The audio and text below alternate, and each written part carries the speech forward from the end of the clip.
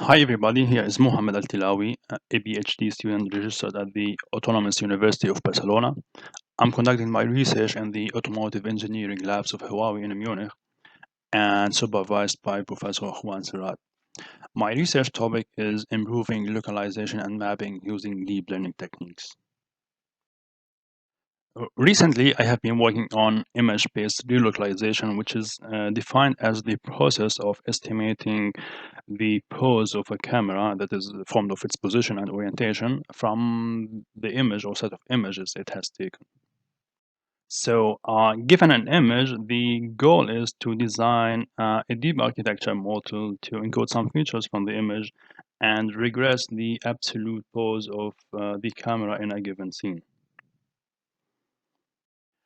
So there has been some work conducted in this direction. For example, PoseNet relied on GoogleNet to encode some features from the image and then regress the pose of the image of the camera.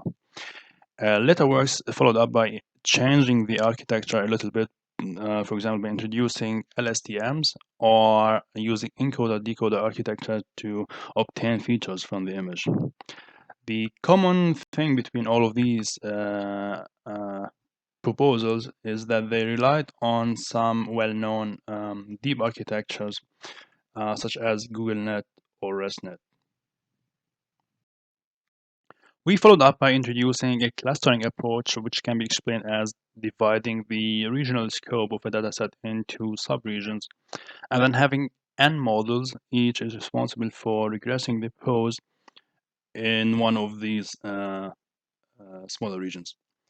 And the decision of how the dataset is clustered, for example, how many clusters or how many samples are assigned to each of these clusters, as well as the pose regression, is defined or left to be determined by training a deep architecture.